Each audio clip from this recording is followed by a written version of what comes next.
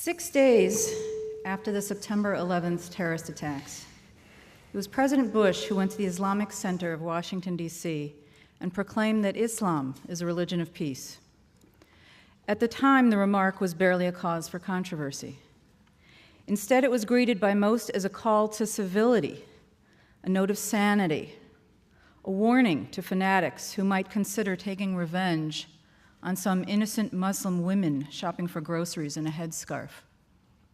But now, 9 years later, President Bush is widely accused, in retrospect, of having succumbed to a momentary case of political correctness.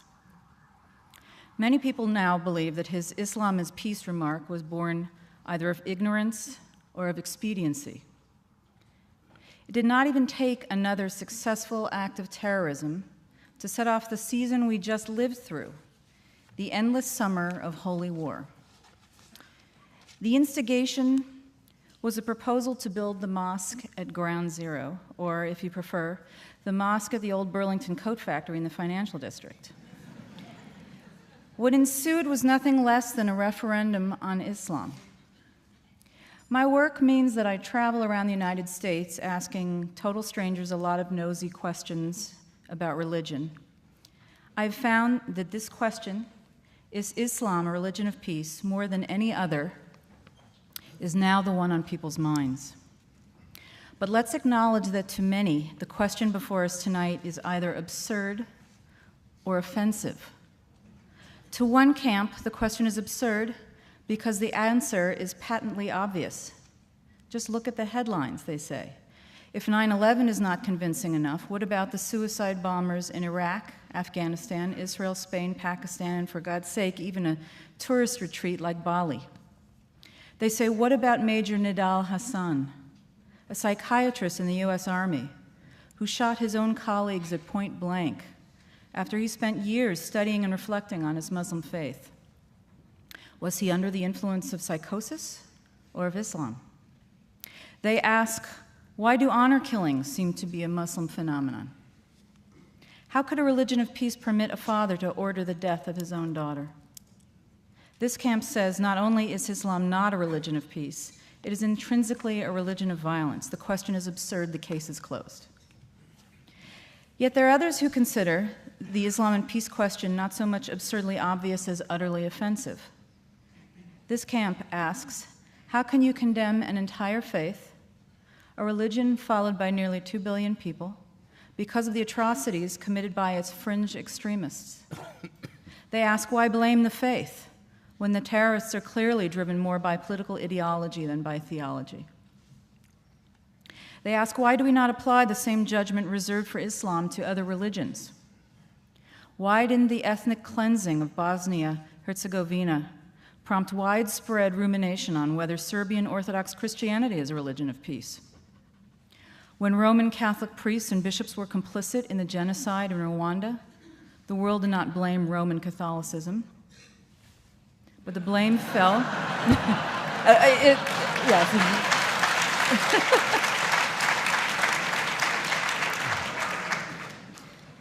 God is not great. But for most, except for your wide readership, the blame fell on a few rogue clerics. Wrong. Why do we make such fine distinctions when it comes to religions, other religions, but not with Islam? This camp asks, isn't the Old Testament laced with calls to violence as explicit as those in the Quran? Why do we explain away the warlike verses in Deuteronomy and Leviticus as a product of their time and culture when we do not excuse the sword verses in the Quran? Whether you think the question before us tonight is absurd or offensive, no matter which camp you're in or neither, or whether you think it's appropriate, I'm hoping that what we accomplish tonight is to cause every one of you at least one disconcerting moment in which the preconception you arrived with is shattered. So our format tonight will allow Mr. Hitchens and Mr. Ramadan each 10-minute opening statements, followed by a brief rebuttal. And we'll have a longer period for discussion, and then open it up for questions. I hope you'll have some good ones. I have no tolerance for any interruptions, though I don't expect that, but if we do, we have ways to handle them. And also a reminder to turn off your cell phones so we're not serenaded unnecessarily. So we agreed very congenially before we began that Mr. Hitchens would begin. Thank you. Let me.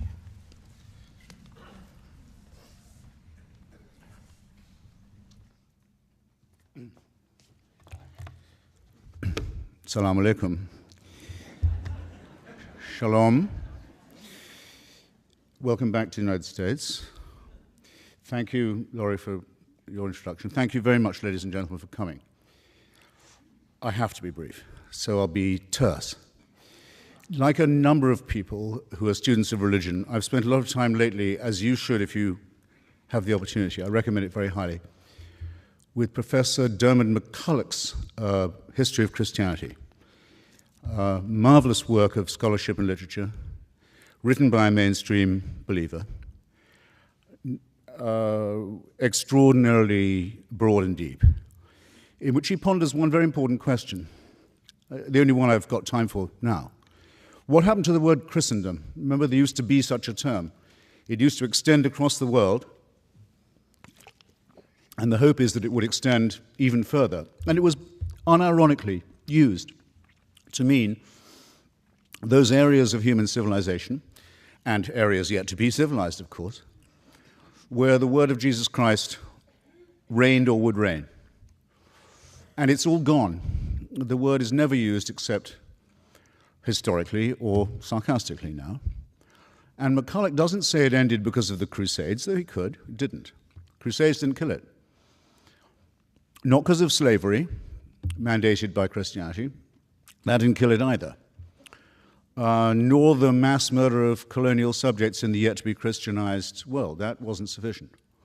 It didn't really end, he said, till 1914, when all the Christian empires of the world, Austria-Hungary, Germany, France, Britain, France is a slight exception to this, but only a slight one, and Russia, all of them commanded by Christian emperors, and calling upon their subjects as Christians, went to war with each other and very nearly destroyed the whole human civilization, and certainly reduced it to a point where we can't guess where we might be if it hadn't been for this extraordinary outbreak of barbarism. And out of that came the terrors of fascism and of Stalinism, of which it was the seedbed as well.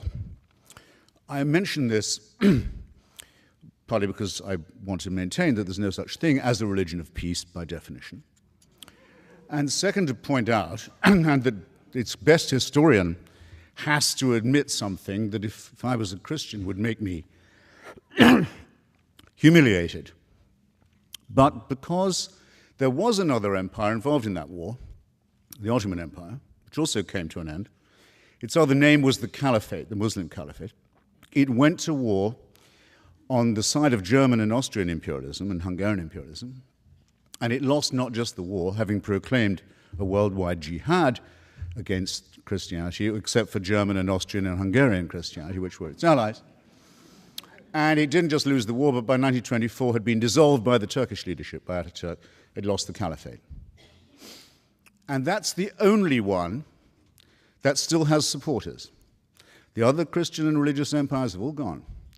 But the Caliphate still has fans, not just in the Muslim world, sometimes referred to by Muslims as the Dar al-Islam, the House of Islam, but also in what some Muslims call the Dar al-Harb, the House of War, the part of the world that isn't yet Muslim. There are Caliphate clubs in London now and Berlin and elsewhere, quite important ones.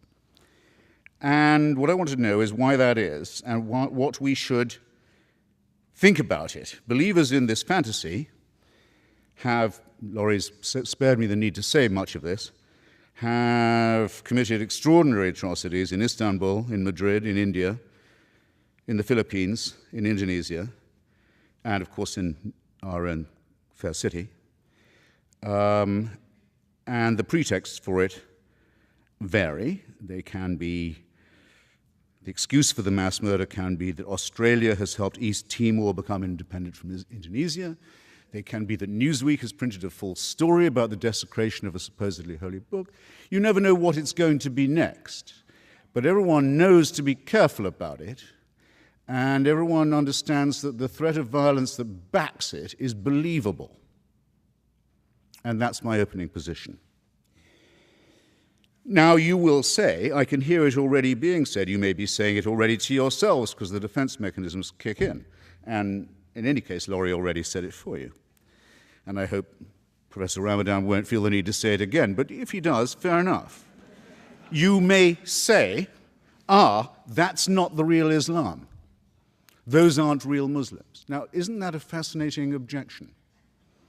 Is there anyone in this room, I exempt Professor Ramadan because it's his turn to speak next, is there anyone in this room who would care to arbitrate that question? Who is to say, where is the authority that defines who is a true son of the Prophet or true interpreter of his work? Part of the problem to begin with, and it's part of the problem because it is a religion, is that it's perfectly true to say we don't know who the true Muslims are.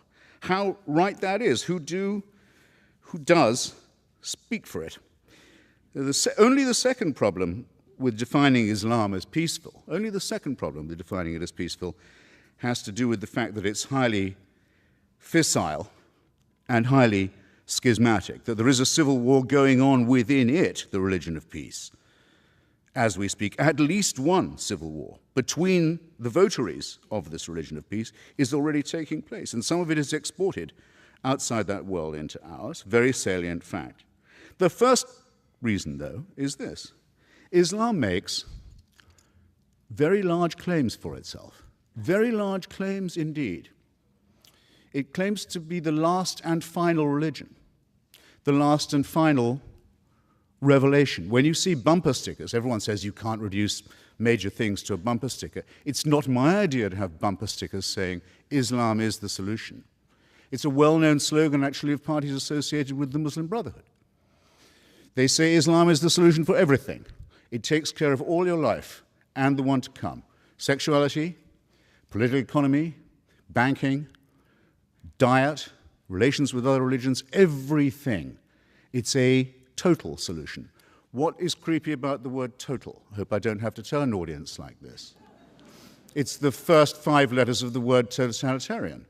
It's absolute. It's absolute. It's all-inclusive. It's unanswerable. And oddly, for a religion that makes such large claims, notice another thing about Islam, it doesn't particularly like having these claims questioned or scrutinized.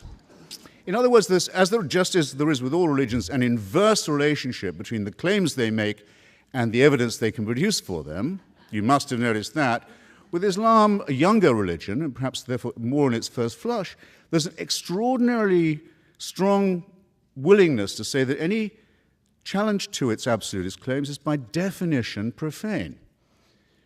And profanity and blasphemy can be the antecedent to very severe punishment, and often are, for Muslims and for non-Muslims. And this is not a road of peace in my submission. Thus my first point completed. The claim to govern everything from hygiene to sex and the afterlife, which contains detailed prescriptions for the good and bad versions of itself, again strikes me as somewhat totalitarian, and they're both based upon two very, very questionable and not very peaceful concepts. One is the idea of a perfect human being, the Prophet Muhammad, and the other is the idea of a perfect book, the Quran, the recitation. Now, the category perfect human primate or mammal and the category flawless book that could possibly not use any kind of change, revision, or editing are categories that do not exist. There are no members of these categories. Therefore, any challenge to this faith is bound to lead to heresy and to schism, and does. And just as all forms of absolutism and totalitarianism, leader worship and revealed truth, unalterable text, always do, because they can break, perhaps, but they cannot bend. And thus the latent potential of violence between them, among them, as well as within them, is very great. And at any moment, someone is in danger of being accused of being an apostate or an unbeliever. This week, the Coptic Pope of Egypt, Pope Shenouda, who represents 10 million Egyptians, was hustled onto Egyptian TV. He's not asked on all that often. I don't think he was even asked on this time. I think he was told he'd better come on. Why is the leader of Egypt's huge Christian minority suddenly compelled to make a TV appearance? Because one of his bishops had said in an interview that he thought that some of the verses of the Quran showed signs of having been added later on and to have been later accretion. And Pope Shenouda was forced onto the television to say, it's not that that didn't happen, it's it couldn't have happened. It shouldn't even be discussed. So that it has to be claimed even by non-Muslim subjects of a Muslim state that there is, after all, because no Christian claims this about the Bible anymore, no Jew claims it about the Pentateuch. After all, yes, there is just one book that's completely word and letter perfect from the first time it was not even written down, but recited. Now, demands that you believe the impossible do not lead to peaceful outcomes. Nor do they lead to peaceful or tolerant regimes. And I'm not going to ask you which Muslim country you would like to live in. I don't know whether Professor Ramadan will tell us which one he would pick if he had to, because I don't have to ask you a question like that, because it's already in your mind. Can you wind up now? Yes, I can. I can, yes, and will. Shall, in fact. Sexual repression doesn't lead to peace. The idea that women are inferior to men is a profound cause of unease, let's say the least of it. All religions make some form of this claim. Islam seems to make it less apologetically than most. Claims that the world will come to an end in an apocalyptic form, which will lead to the victory of one religion or another, are not peaceful either.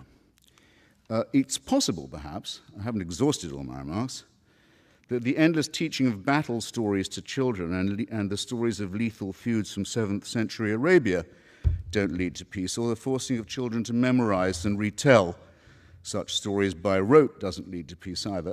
It's arguable that peace isn't attainable at all. It may be arguable in some forms, and sometimes in places that religion isn't even desirable. But it will not come by the fanatical adoption of a man-made text and a man-made supreme leader.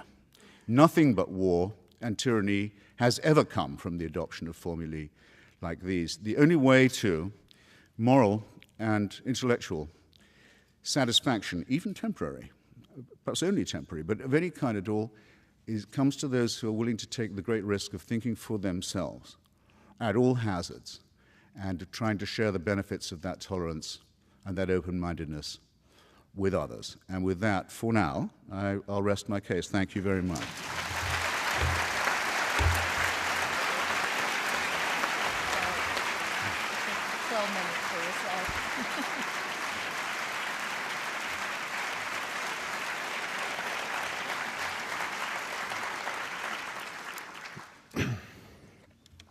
Thank you. First, thank you for this invitation here this evening, and I really also want to thank once again Oxford University Press for organizing my visit here in the States, and I won't forget ACLU and others who helped me to struggle for my rights for being here in the States and being able to speak, to listen, and to contribute to the American debate or the Western debate. And I know that among us, Jamil Jaffer is here, so I want to thank you again for this support.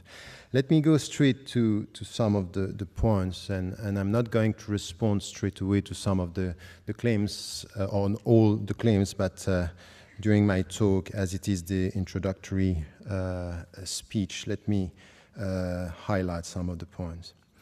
When I got the question, of course, as a Muslim and as a believer, but as someone who is coming from within the realm of religions, it was quite clear that to put it that way was not the right question to ask. is Islam a religion of peace, or is Christianity, or is Judaism, or is Buddhism a religion or a spirituality of peace, doesn't mean anything for me. It's not the right question. It's not the accurate question.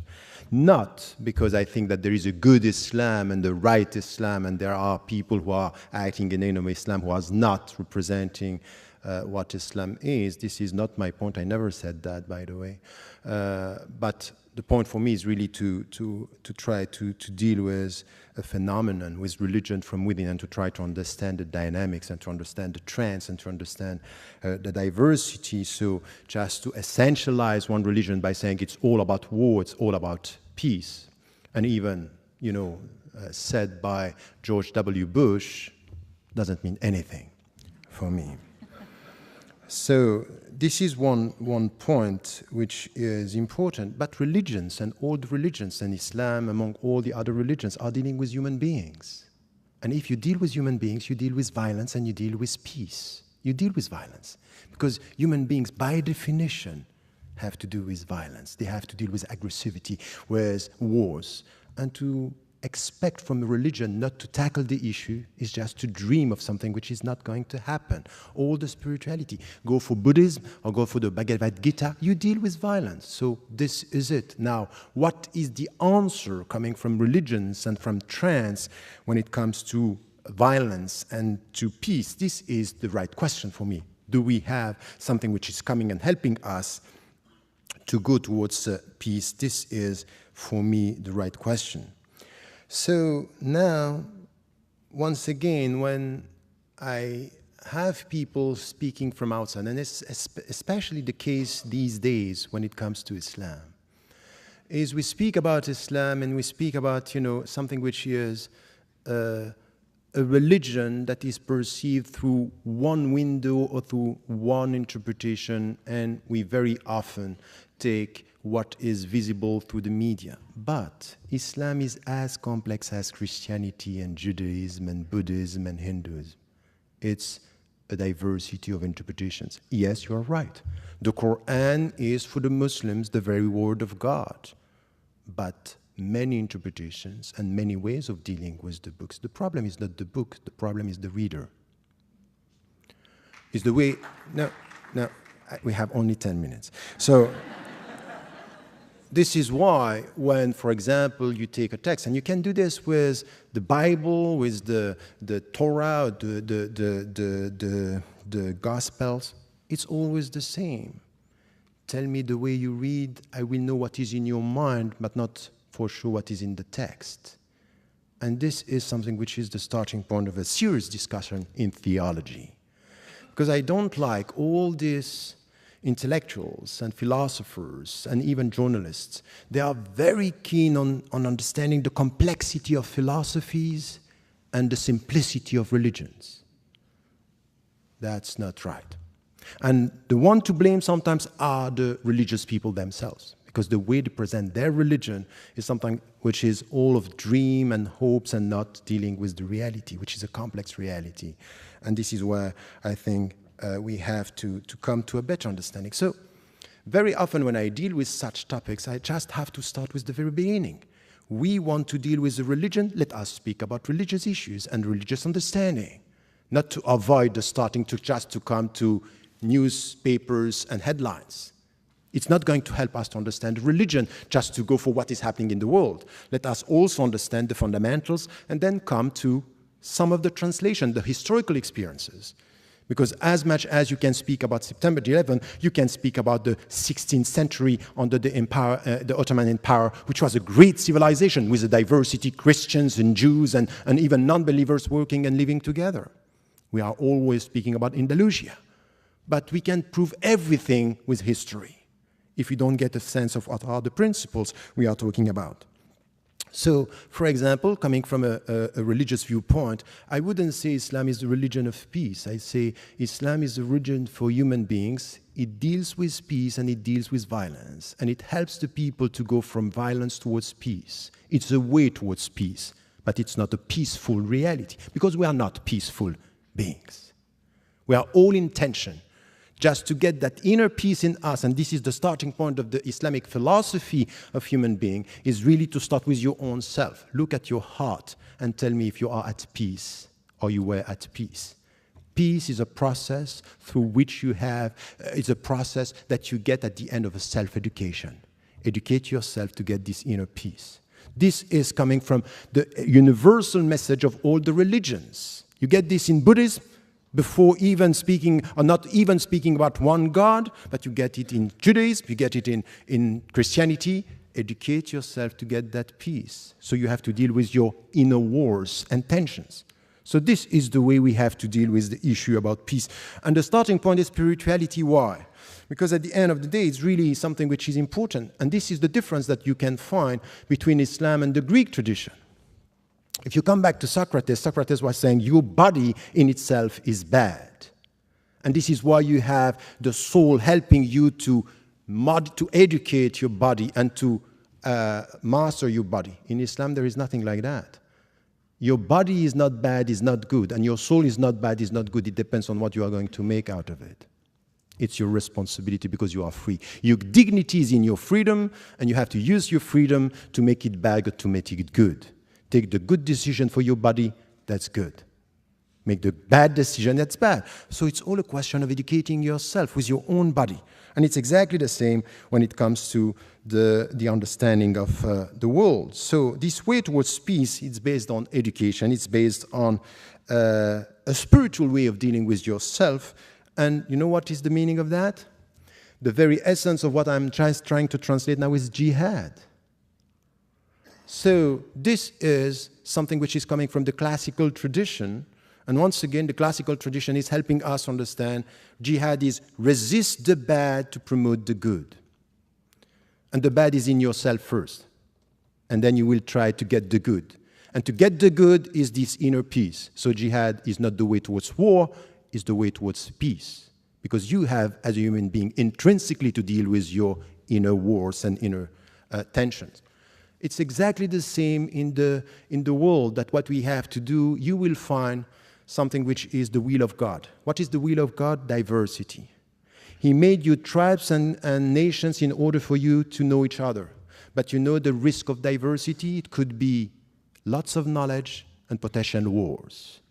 So you have to educate yourself to live with others and with this diversity to know each other. So you can look at Islam saying, you know what Islam claims? It's the last and final religion. It's not enough to end with this sentence. The most important thing is what Islam is saying about the other religions. That you have to remove them from the earth? No. He made you tribes and nations in order for you to know each other. So respect the Christians, respect the Jews, respect the people who were before you. So it's a call towards respect that you find also in the texts.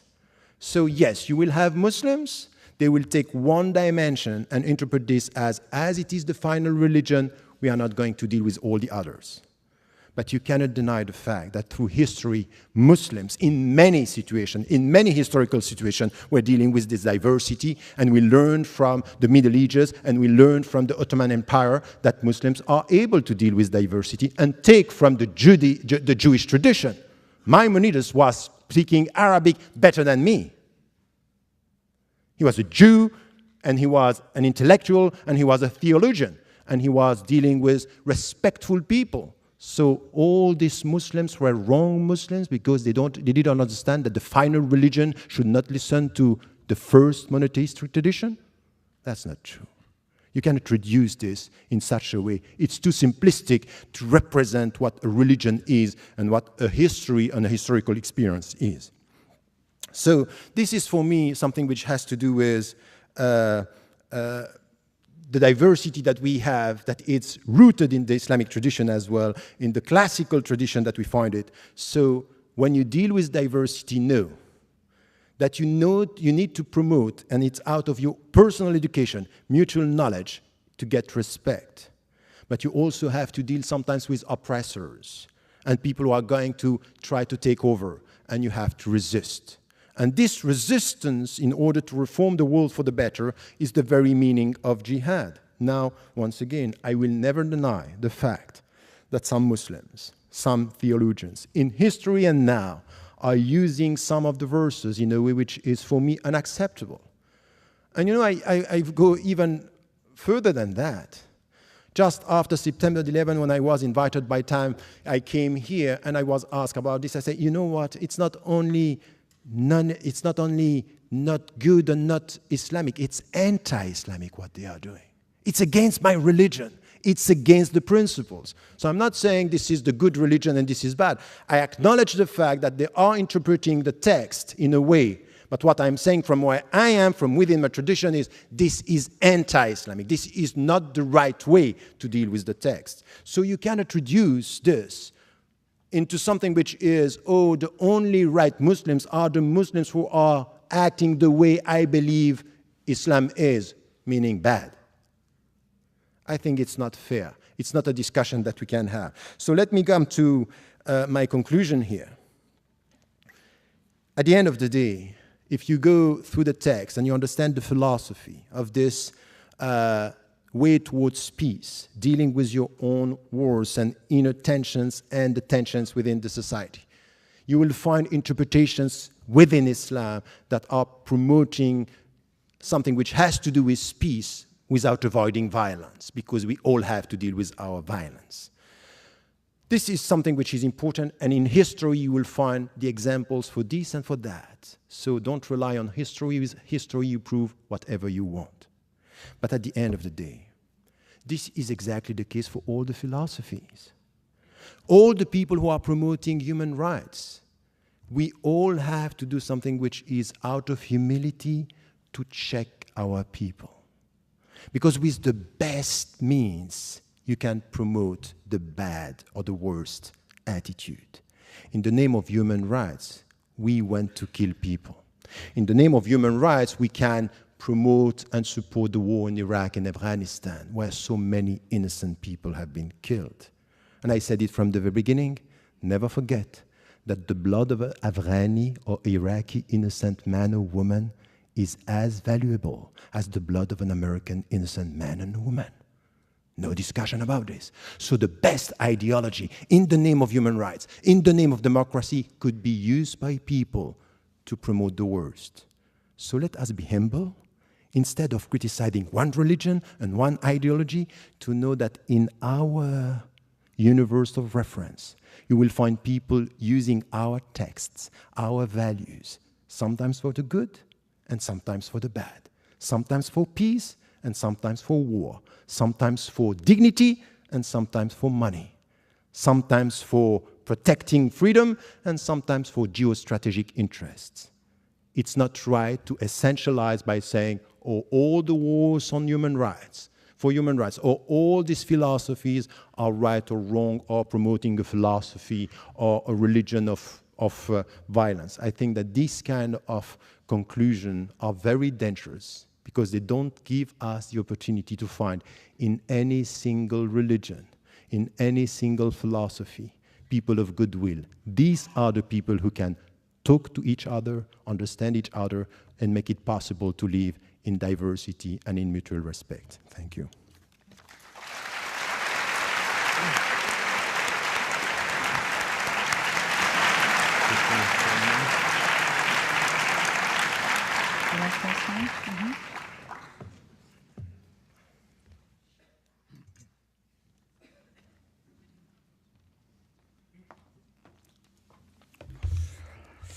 Well, I also don't think that the motion, if that's what it is, chosen for this evening, is a particularly good one. But I knew about it as long as Professor Ramadan did, and I did at least agree to speak to it, in spite of that reservation. And I make this not just as a point of self-pity, but because, for example, someone in this great city who's become used to making nice these days, Imam Rauf, who describes himself as both founder and visionary of whatever the downtown establishment is now to be called, wrote an article, I'm pretty sure it was on the eve of Yom Kippur, for the New York Times, in which he said, when you think about it, this is one of the most hand-washing statements I've yet heard him make in the Make Nice department. When you think about it, our word, Islam, is almost exact translation of your word, shalom. I didn't say it. I've never heard anyone else say it. It isn't true, among other things. Islam may have some relationship to the word salam, which can have some relationship to the word prostration or religious observance. It may. But we know what Islam means, is intended to mean, and does mean, is surrender to God. Acceptance of God's surrender, sometimes translated as submission, but in any case, the resignation to the divine will. Again, not, in my opinion, a prescription for peace, but that isn't my only objection to it. I don't think that abjection or fatalism or the prostration before a divine, or let alone before holy men who are interpreting the book, is a recipe for good health of any kind, mental or physical, since we're talking about the Greek concept of the body and of the spirit and of virtue. Just to get that out of the way. Now, you're right. I was surprised to find myself saying, Professor, when you say that the problem is not the book, but the reader. In the case of the Quran, that is certainly true of me. It's true probably of every book I've ever read, that there are difficulties I have with it or capacities I don't have with which to approach it or understand it. But if I'm reading the Quran, I certainly say, well, I can't tell whether this book is the Word of God or not. I can only doubt that there is such a thing. But I can hope that this was a bad day for God. Can't I? And I can hope to live in a country where I can say that and get applause.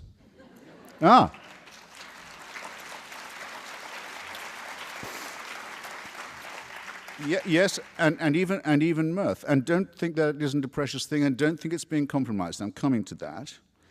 I don't like the idea of a paradise reward for martyrs. Don't like it. It's not me somehow. Don't like the account. Don't like the early accounts of village squabbles with the local Jews who've taken a look at the new claimant to be the Messiah and decided about him what they decided about the previous claimant. He's no good. He's not up to snuff. Do you think the Jews are ever going to be forgiven for that, by the way? For rejecting 2 in a row? I don't think so. And I don't see why they should hope for. I don't see why they should hope for forgiveness either. And still I'm allowed to stand here and say this. And there are many parts of Europe I couldn't do that anymore. Or I'd have to be very careful in who I'd invited for the audience. I couldn't do it easily on the air. Couldn't do it easily in print, couldn't do it easily in public, couldn't do it on certain campuses, couldn't do it with certain publishing houses. Now, all of this has been done to us by the wrong Muslims. Well, let's get together then, isolate who these wrong Muslims are, who've imposed a culture of violence-backed censorship upon us, and let's get rid of them and have an honest discussion about the text and the reader. And I think the ball is in your court, Professor, on that. Just to stay with my own profession, the thing I know best. Not one major media outlet, print or broadcast, has yet shown you what the Danish cartoons actually look like. Yale University Press, which commissioned a book on them which was to include the cartoons, as how could it not, eventually panicked. Yale University Press panicked and published the book without the cartoons over the objections of its author. Everybody knows what I'm talking about. The President of the United States and the head of the Joint Chiefs a few days ago were so pulverized with fear that they had to address personally in pleading tones a Christian nutbag in Florida who might have been or might not have been about to commit a minor act of blasphemy. Is this the culture that Islam wants us to have in relation to it? One of, if you like, preemptive submission, preemptive cowering, backed by the fear of force? Because that is not multiculturalism. That's nothing like the gorgeous mosaic. That's actually the absolute negation of what a multicultural system would be like. And a multicultural system has to look rather askance, I think, on a religion whose preachers and websites openly make threats against people like myself, against the Jewish people, against the Hindus who for heaven's sake, aren't even monotheists, can be killed on almost any pretext, against, and a very important point, and I have to make it, and against the wrong kind of Muslim. Now, Professor, don't, I'll say this as mildly as I can, don't, you may not be aware that you were, and I'm certainly, I don't want to increase the area of unexpected offense-taking that's been so hugely broadened by the sensitivities of a religion that has the answer to everything. But I'll just say I don't greatly care to be told, as if I didn't know, that an Iraqi life is as precious as an American one.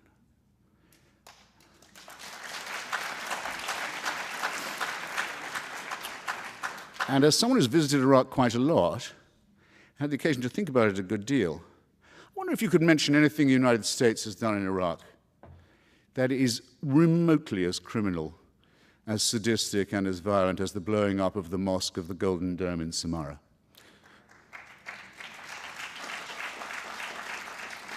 One of the holiest sites in the Muslim world, callously blown up by Sunni forces in alliance with forces who, perhaps I'd agree with them for once on this, were fascistic Baathists. Probably they got the weapons and the high explosive from them. That makes it worse, surely. Intending to start and successfully, in fact, initiating a civil war in which countless thousands of people have been killed, religious processions have been fired upon, funerals have been fired upon, Qurans, without number, of course, been incinerated, much more importantly, children, old people, and civilians. Now, where is, I just wonder, you must be able to quote it to me. Where is the Sunni fatwa against this conduct? Where is it? Where is the authoritative statement of moral outrage in the Sunni world saying this is not acceptable behavior for followers of the Prophet? I missed it. And so apparently did the followers of the Prophet miss it, because they keep on doing this all the time. They were doing it before the United States got to Iraq, and they'll be doing it after we've gone. So I'm sorry I won't be talked to in that tone of voice. And I want to know, I repeat my question, who has the authority to issue fatwas? Is it Sheikh Qaradawi, who you sometimes very much expressed respect for, who on Al Jazeera gives advice on all kinds of things, some of them innocuous, sexual matters and so forth, doctrinal rulings, sometimes upon the legitimacy or otherwise of suicide bombing, if directed at Israelis, not just Jews, of course, but no, we draw the distinction. On the other hand, Hamas, which does the suicide bombing, doesn't draw the distinction. If I can't issue a fatwa against Hamas, if I'm a Muslim, if there's no one who will, and they won't, surely someone could say, we don't think Hamas should have on its website and manifesto the reproduction of the protocols of the elders of Zion, a Christian fascist fabrication that is one of the warrants for the Nazi exterminationist solution. I mean, surely that's a question for the UN Anti-Racism Committee on a spare day. Or since that spare day never seems to come, for some Muslim authority to say, no, brothers, don't do that. It doesn't come. It doesn't happen. Look on the website, it's still there. Now, you would do better, I think, Professor, if you identified yourself as a member of a very small and critical and endangered minority. Someone who really is against all this and will say so, and will also decry the fact that the religion itself can't seem to throw it off. But you seem to have that a little bit both ways. Now, I'm going to have to very well. Stop you so we can get to yes, so then my closing statement is this. If you want diversity, as much as the professor does, as much as I'm sure many people here do, religious diversity, cultural diversity, what you need for it is this. You need a secular state with a godless constitution like this one.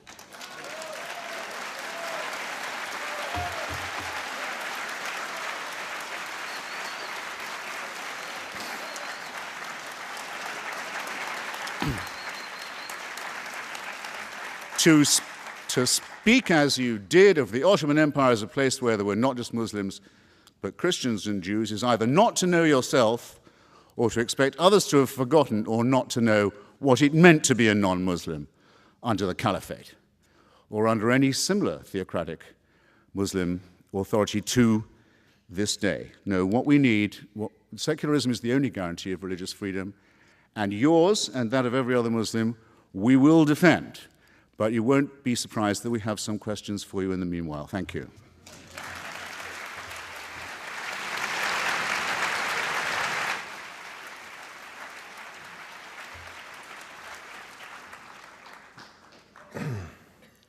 Okay.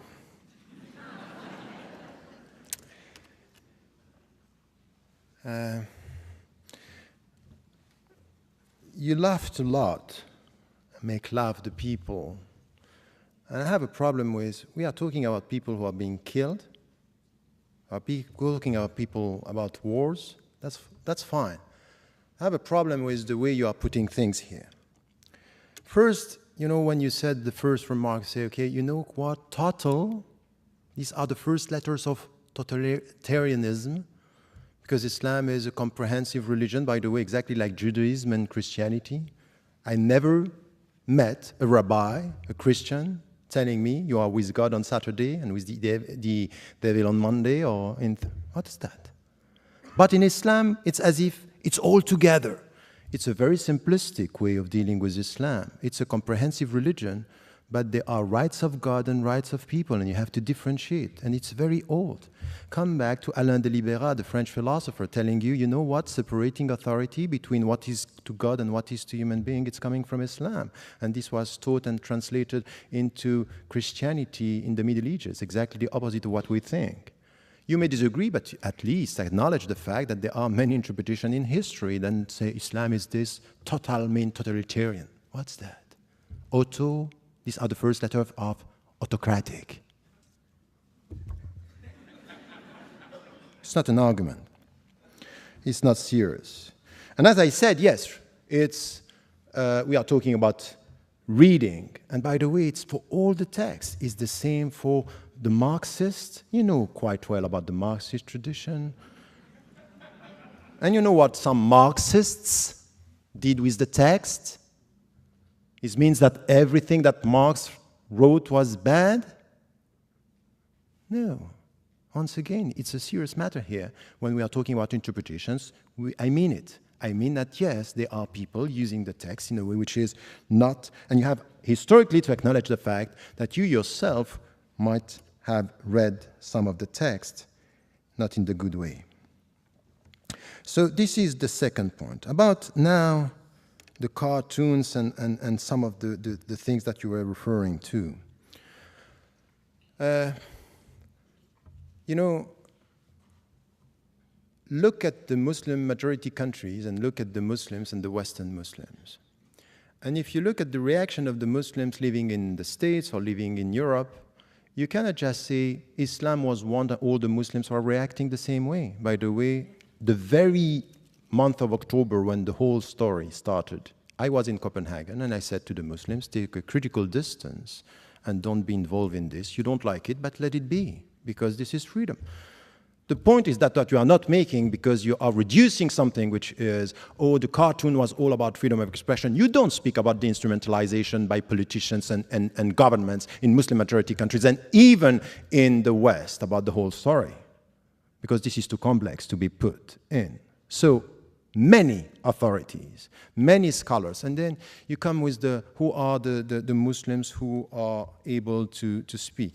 If you read some of the things that I'm doing or writing, you would say that, yes, I acknowledge the fact that there is a crisis of authority in Islam. But please, don't tell me today that you didn't hear the Muslim voices around the world criticizing and saying this is unacceptable to kill the people in the streets in New York, and the condemnation was widespread by the scholars. If you don't hear, of course, there's, you know, not less than 12 councils of Muslim scholars around the world, from Amman to Istanbul to Paris, Dublin, were condemning this. It's as if they don't speak. Because at the end, when the people are calling to kill for killing, they are heard. But when people are condemning what is done in the name of the religion, it's as if they don't speak. It doesn't make the headlines. But I'm telling you that some scholars did it and said it, and I was one of them.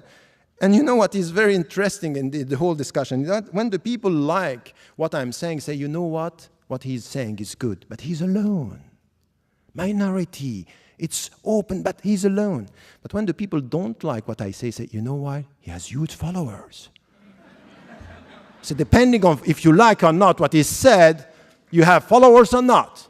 So I can tell you something, that the mainstream Muslim presence in the West, in many Muslim majority countries as well, acknowledge the fact that they are critical towards the use of the religion. Now, many Muslims, yes, would support, and I did this, and by the way, I was banned from this country mainly for that, are saying, for example, that the Palestinian resistance is legitimate. And I said that, and I repeat this here. But I also said that the means used to kill innocent civilians and innocent Jews and Israeli in Israel, I cannot accept that. Have you heard that? I said it. So, and I am not alone. I'm not alone. So once again, it's many interpretations. Listen to this and also be respectful of this diversity and the way the Muslims are dealing with this. So the fatwa, the legal opinions, are coming from everywhere when you speak about some of the issues, because you know it's sensitive, so you put it in a very simplistic way. Women, violence, Hamas, and all this together, it gives the impression, oh yes, this is right.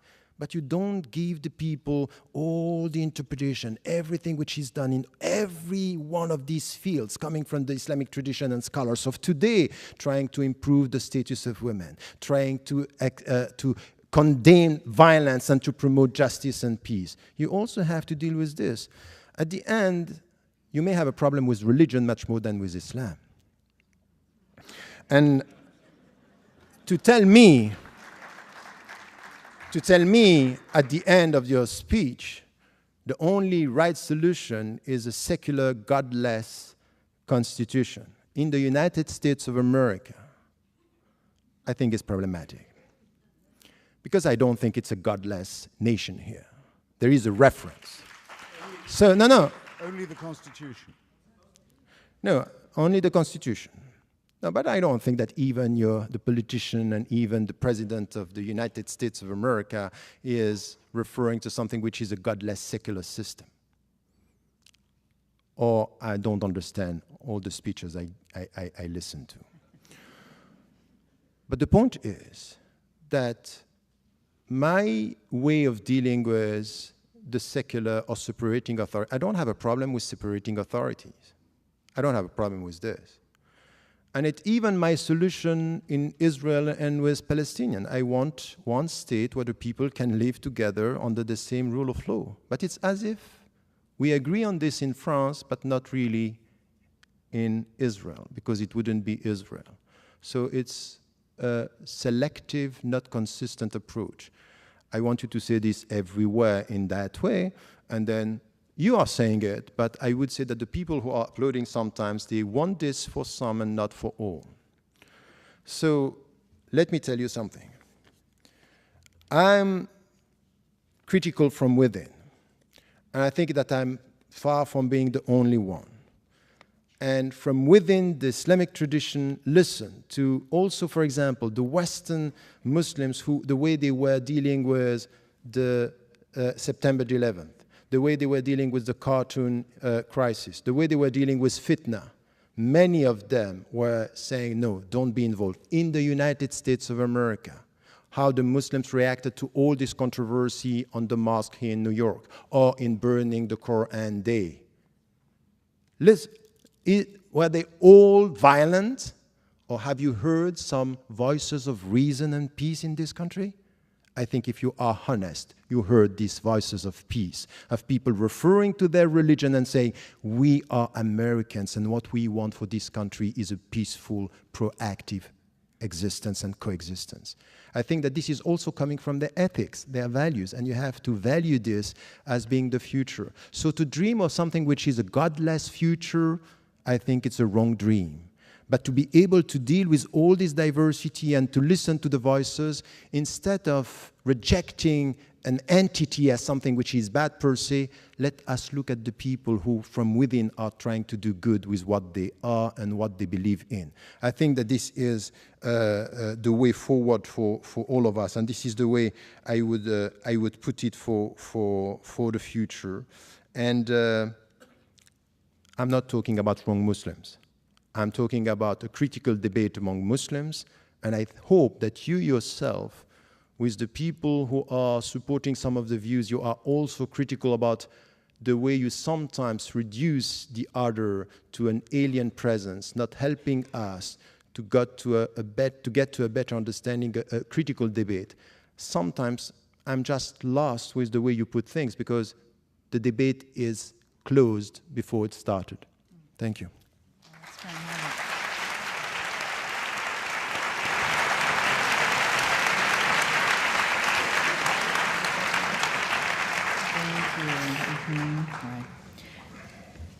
We're going to try to get to the core of some of what you raised, and then get to some questions. That ran long, but I think it was very fruitful. I want to distill something that came up here. Two important things. One is the question of authority in Islam. A scholar once told me that he thinks the problem with Islam is that every Tom, Dick, and Harry can give fatwa, and that there's no pope, there's no magisterium, and so in some ways what you have is leadership by whoever has the biggest audience. Now, right now, one of the most revered scholars is Yusuf al-Qaradawi, and he says he takes an opposite position from Professor Ramadan on the question of suicide attacks in Israel. He has a program with 40 million listeners, and he has a website. And he says that suicide attacks on Israeli citizens, even women and children, are acceptable because all of Israel is a militarized society and all citizens are combatants.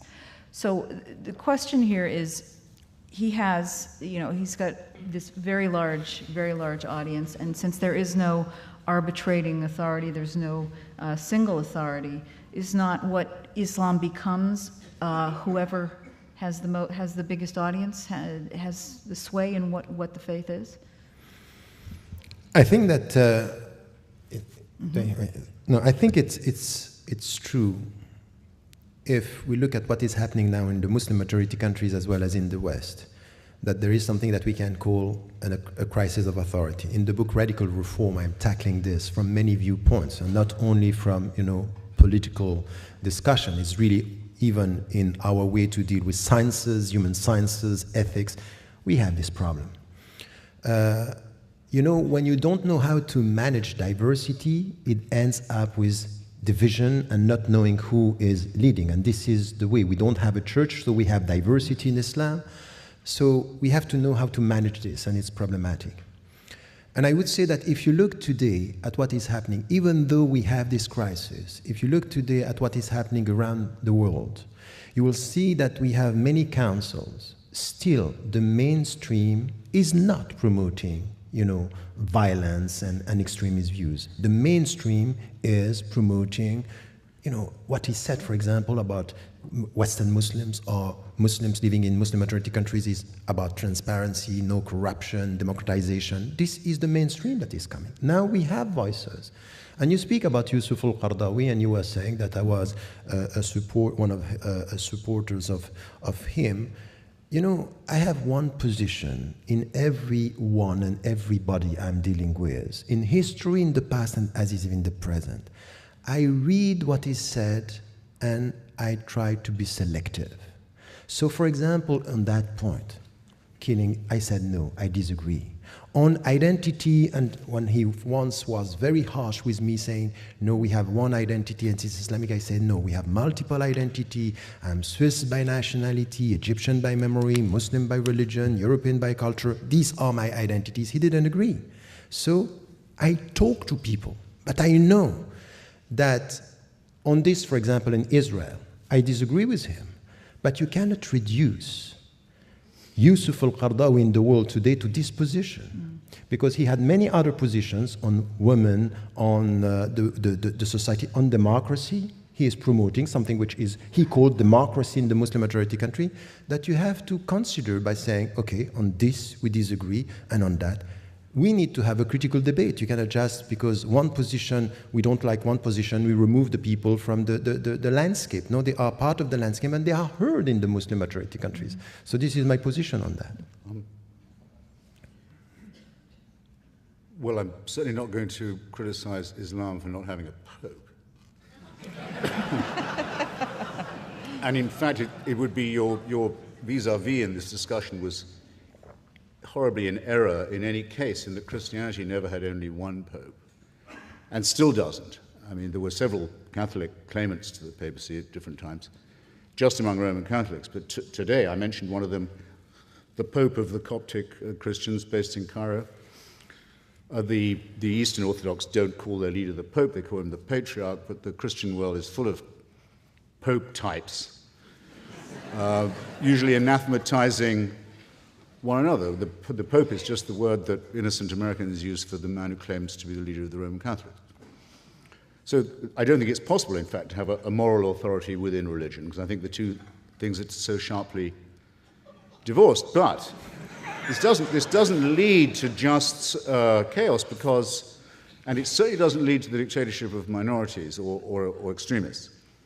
I'll give you two examples quickly. In the case of the moral blackmail of Denmark that was backed up by a physical threat to destroy its economy and burn out its embassies across the world, a well-coordinated attack of sabotage against a small European democracy. The organizing group was a thing called the OIC, the Organization of the Islamic Congress. Groups all the Muslim countries in the world. It's an increasingly powerful lobby at the United Nations, hopes to pass an international resolution forbidding all criticism of religion, all forms of blasphemy and profanity.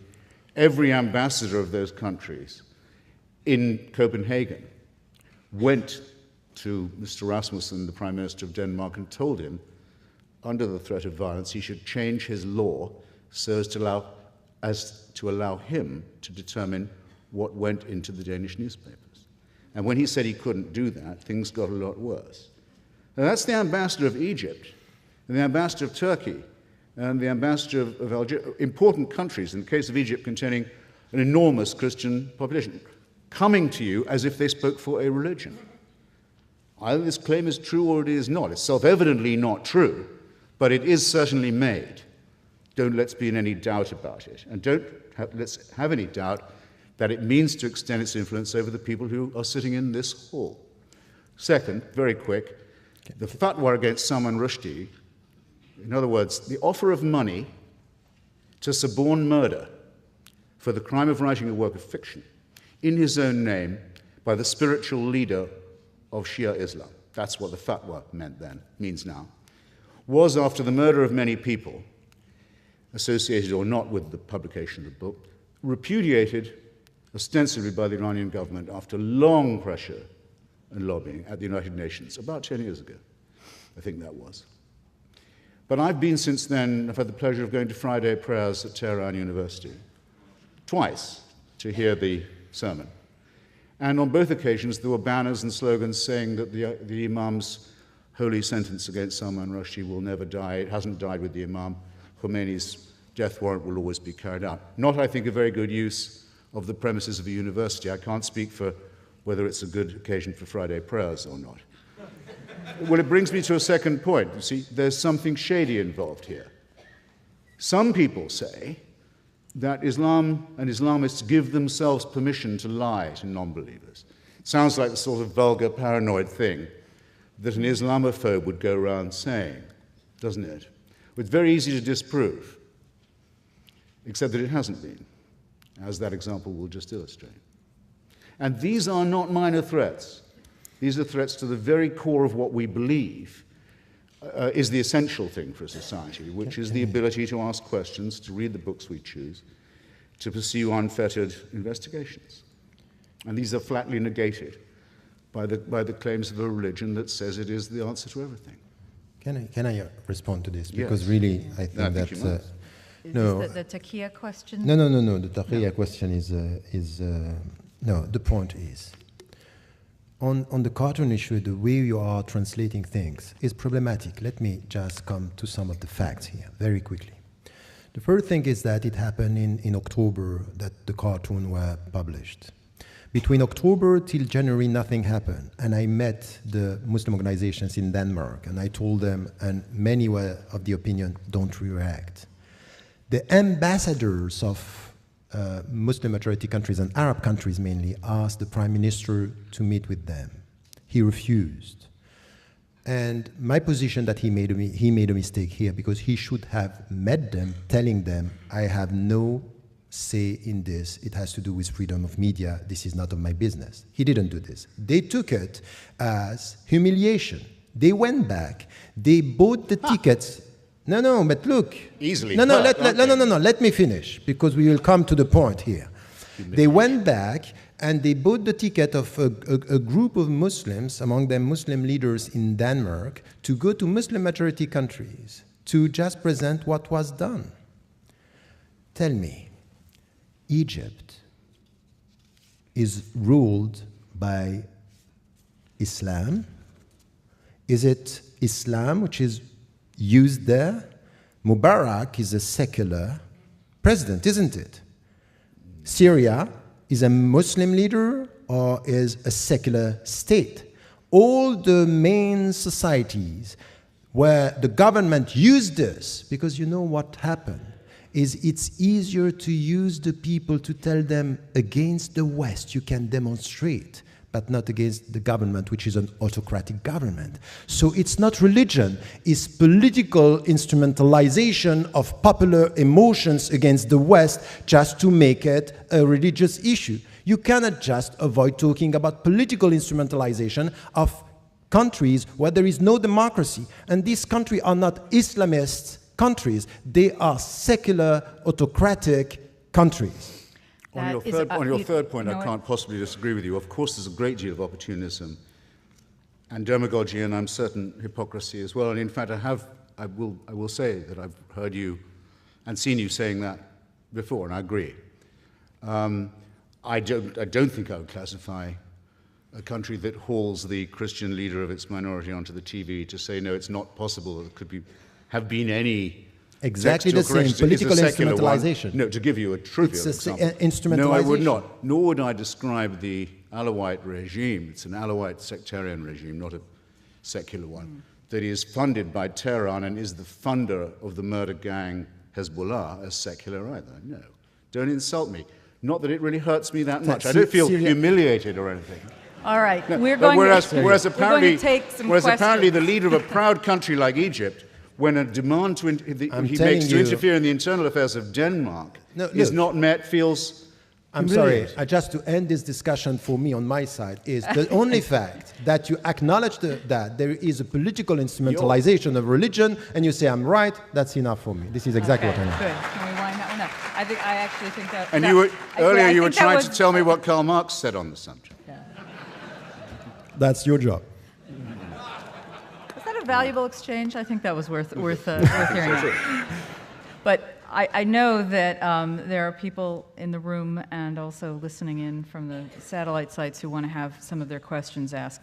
And a few of them are along these lines, and they actually are aimed at you, Mr. Hitchens, because of your ringing endorsement, really, of a secular society and atheism.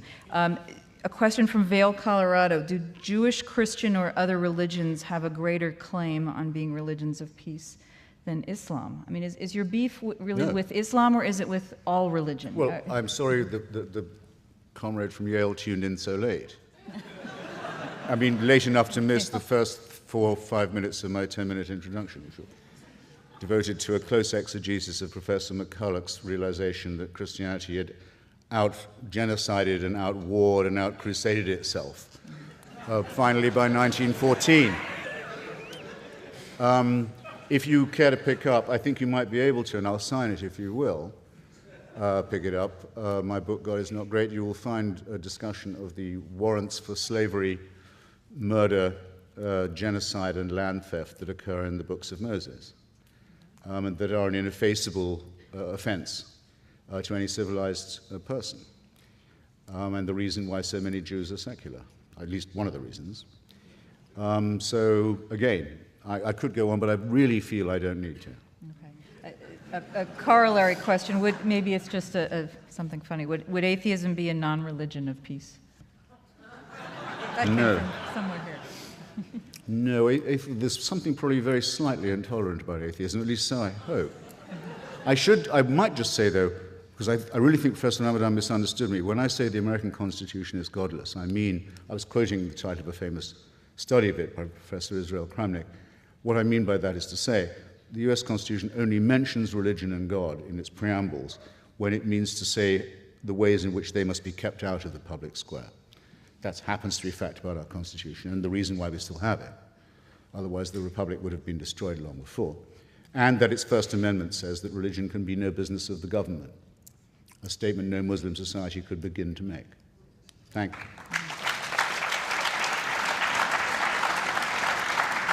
But once again, you can just refer to the Constitution and you will have Muslims just referring to text and avoiding the practical consequences and sometimes the policies that are promoted in one country. And remember that the previous president, George W. Bush, was talking when going, not for the same reasons as you, or not from the same source, because you were supporting the war in Iraq, but he was doing it in the name of God.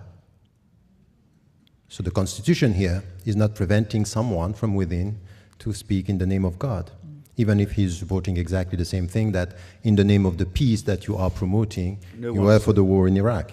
I mean, I can't imagine you're going to defend President Bush here. well, from that,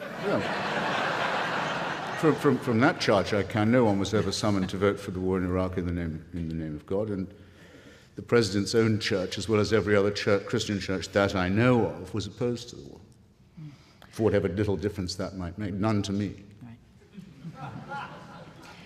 I think this one is for Professor Ramadan. Why are there no progressive Muslim majority countries with rights for women and homosexuals, etc.? Go ahead. No, I think that, once again, if you look at the Muslim majority countries, we cannot just have something which is a monolithic vision of what is happening. What is happening now in Muslim majority countries is really, before just looking at some dimensions of, the rights of women within or the rights of homosexuals, for example, is really to look at the situation in the whole society and the way it's progressing. Now we have the great majority of the Arab countries, they are under dictatorships. There is no freedom. Religious or secular society, this is the same for all. So if you look at this and you are expecting from within an evolution in this society, forget about it. Look now at what is happening in Turkey. Turkey is changing, moving towards something which is a more democratic system. And you see within that are rights and discussion and critical discussion that are possible. So I would say that you cannot essentialize history and say the Muslims cannot do this. It's evolving and it's changing, and it depends where you can have this kind of discussion. And the first, because there are priorities, the first is really to go towards democratization and transparency in the Muslim majority countries. And if you go to Indonesia, even though we are far from a perfect system, you have much more discussion in Indonesia today about the principles, the critical reading of the text than you have in Arab countries. So I would say it's evolving, there is no status quo, and now what is also interesting is look at what the Western Muslims living in democratic system, when they can express themselves, when they are enjoying freedom and they are not under the political pressure, what they are producing as the Islamic contemporary thought. It's moving. We are talking about citizenship. We are promoting women's rights. We are promoting the rights of the people to live and to be respected without discrimination. So look at the different historical setting and you can see that it's moving and it's changing and there are new answers for new challenges coming from Muslims. Are you saying Turkey is moving in a progressive direction as it becomes more Islamist? Is that what you're saying? That's quite interesting, the way you translate what I said. Yeah. it says much more about what you think than what I said. But Well, wait. let me finish. You said it was moving in a more she- progressive direction. No, what I said is that even the people who are now leading the country, that they are referring to Islam and they were perceived as Islamists, now we don't know how to call them. Are they Islamists, or are they moderate Muslims, or are they ex-Islamists? The point is that no one here can deny the fact that not only the government, because we can be and we should be critical towards the government, but the people around and the intellectuals in Turkey and within even the party, you have new thoughts, and they are coming with something that we didn't see even in the Muslim majority countries, in the Arab countries. So speaking about the rule of law and democracy and transparency, separating and promoting what they are trying to promote, and to be in tune today with the European principles. And I would say this is the only thing for me which is important.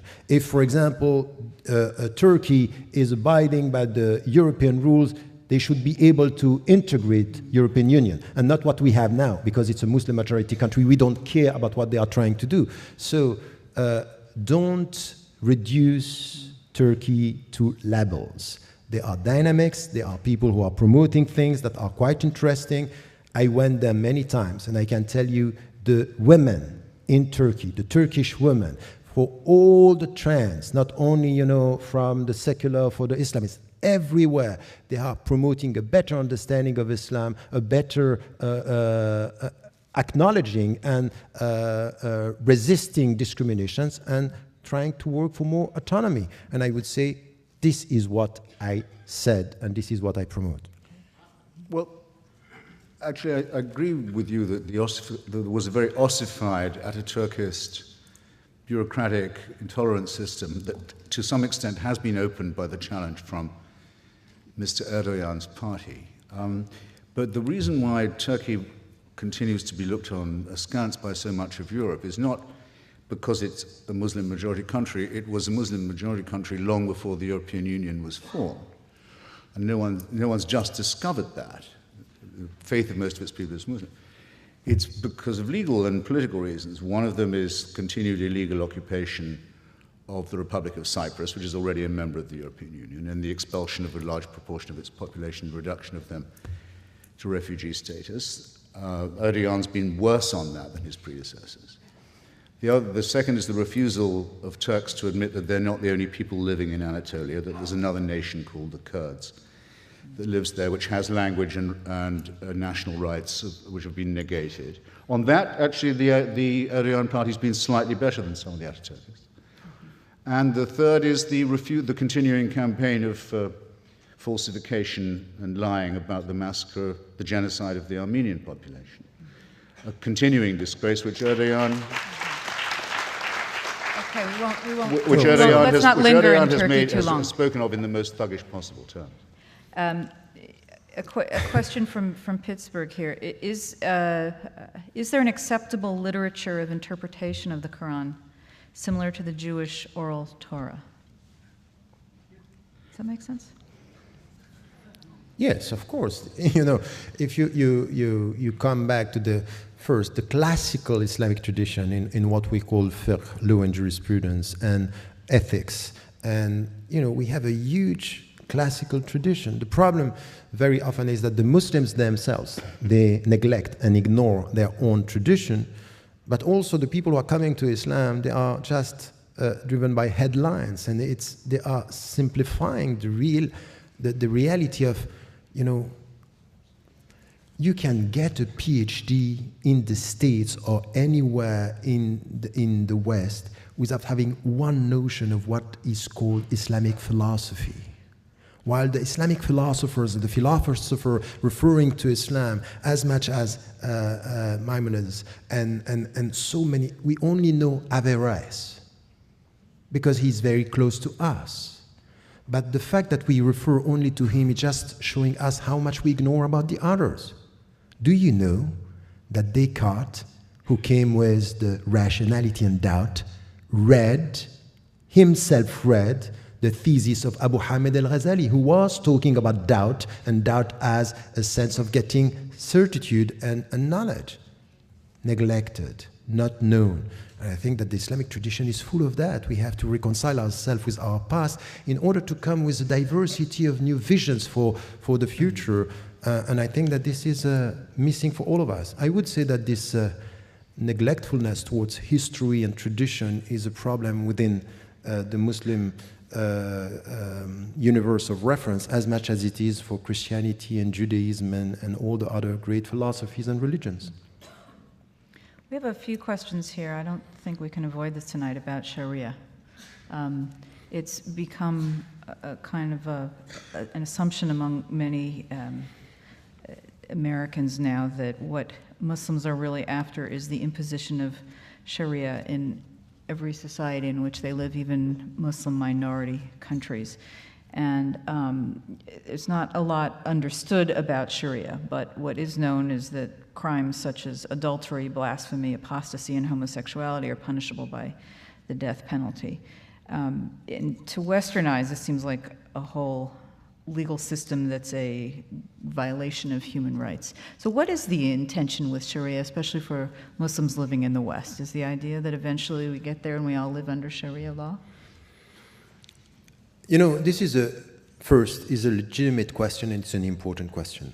Because many Muslims living, not only in the West, by the way, throughout the world, you have Muslims, they deny this. They say, no, they don't understand Sharia, or they reduce Sharia to the penal code, and sometimes it happens. But Sharia is not the penal code, and still with this, that it's not only the penal code, we really have a problem with the understanding of Sharia by Muslims, and the way it has to be understood in our time. And once again, many interpretations here. You have some Muslims, and you cannot deny this.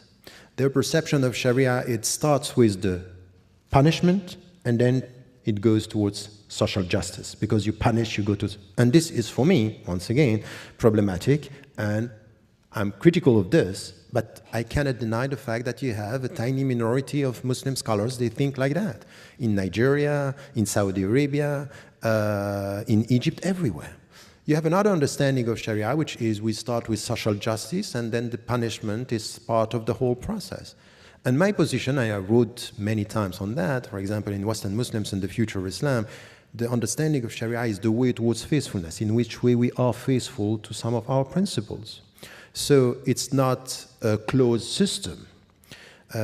Muhammad Abdu in the 19th century, when he was studying, he was under the British colonization, and we don't want this colonization, we want them out of our country. But the parliamentarian system is the best for us as Muslims. It doesn't contradict our system. And he was of the opinion that the democratic system is not opposed to Islam. So you have trends saying this. My position on this is that Sharia is the way towards faithfulness, it's the way towards justice, it's the way towards mutual respect and living together. So this is why, for example, when I read the American Constitution or any European Constitution today, and it is said all the citizens, men and women, black or white, should be treated equally by law, this is my Sharia. I'm not going to change this. So the point for me is when the principles are respected, and the principles of justice is something which are not two systems that are opposed, they are principles that are common, that we can live together. So this is where, from an Islamic viewpoint, from within the Muslim communities in the West, you will see that the mainstream position coming from all the Muslim organizations in the West is we abide by the law of the country, we are loyal to our country, and we act as active and responsible citizens within the country. And the only thing that we can say today is look at the facts and the figures and not only the perceptions, because I was shocked at what I got as an image. I didn't think that this could happen in the States, what we had with the community center in New York by people saying Islamization of America. I saw this in Europe. I thought it was impossible to have it here. And then it came here, meaning that the people are scared, there is a great deal of mistrust. These people are silently colonizing us. So this is where the Muslims, and this is why your question is important, should come and say, look, we are American citizens, we abide by the law, we respect the Constitution, we want to be treated equally, mutual respect and equal rights, no discrimination for any religion or no religion at all. This is the way it should be. And if you look at facts and figures, millions of Western Muslims today are just abiding by the law, and they get the 3 L's that I'm talking about in the book. Is the first, they abide by the law. The second, they speak the language of the country, English as you speak English, or German or British, they speak the language, and they are loyal to the country. They want the best for their country. This is what it means to be a Western Muslims or Western or Muslim Europeans or Muslim American. And I think that the Muslims should also speak out about what they want, but they also need to be heard when they say things like this. Because I have been repeating this for 25 years. And after 25 years, what I get is, smart guy. He has a double talk. He say this, but he means something else. So if someone is telling you always, when you say something, that you have something else in mind, there is no discussion. This is, once again, the end of the discussion, because the point is that there is no trust. There is no potential discussion and critical discussion. And by doing this, let me tell you something which is also important. It's very counterproductive. Because at the end, there is no dialogue. It's not possible to talk, because if you talk and say, oh, you talk in a good way, it means that you have bad intentions. And if you speak in a bad way, oh, now we know your intentions. So what do you do? What are you going to do? Could we accept that as a closing statement from you and let Mr. Hitchens make his? Oh, goodness. Because we've gone over. So That's fine. I think that's a fine closing statement. Thank you.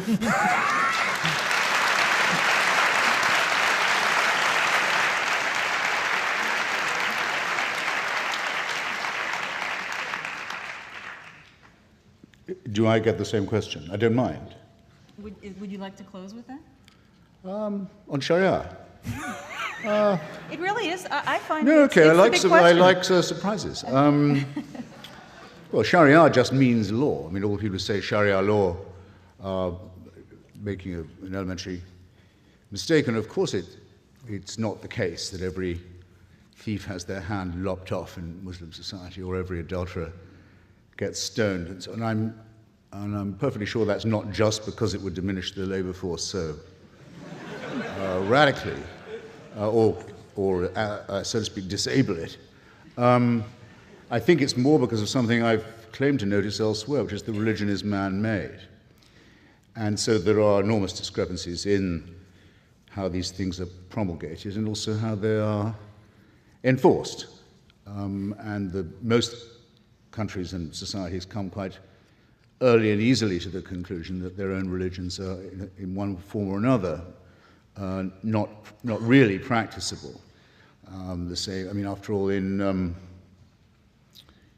in Saudi Arabia, a woman can't even drive a car, whereas in Iran she can vote, not for much, but she can, as much as a man can, let's say. Her vote can be stolen and degraded as much as her husband's or her brother. There's an infinite variation. I don't know. I can't shake what I saw once on the BBC from someone whose career in London I followed. I don't know if you know him. You wouldn't like him. Anjum Chowdhury.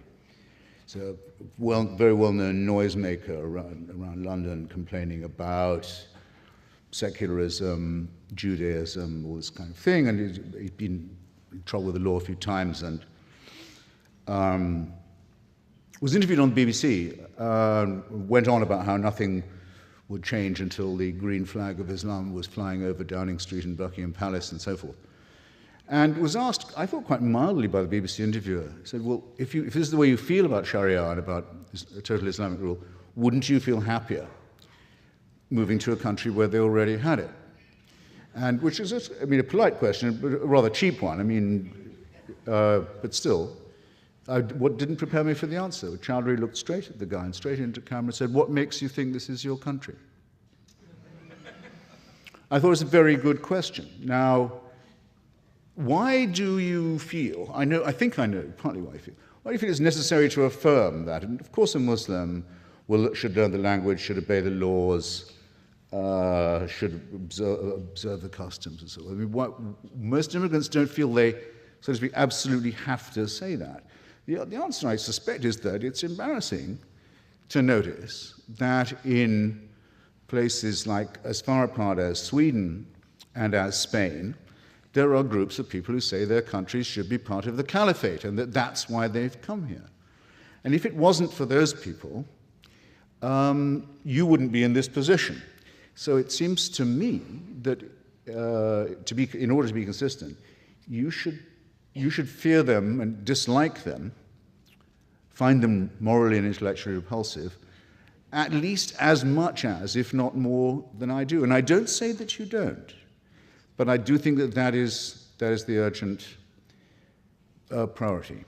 On the lady's question about where would be the best country to live if you were a Muslim and wanting to be a member of a sexual or gender minority, or I think she said a female or a homosexual.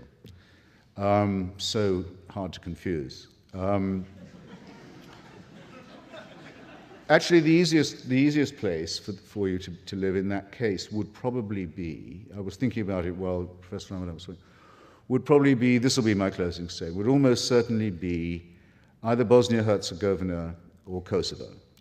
Culturally Muslim, democratic, open societies in southern and Balkan Europe that were saved from obliteration by the power of the United States, which has never had a word of thanks for what it did in that region.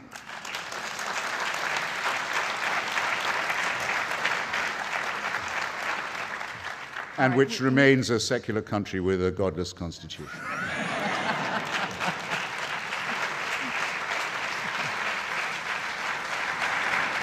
That's a note on which we can end. Which is the last best hope of humanity. Thank you. All right. Thank you both. I hope it's been an enlightening evening.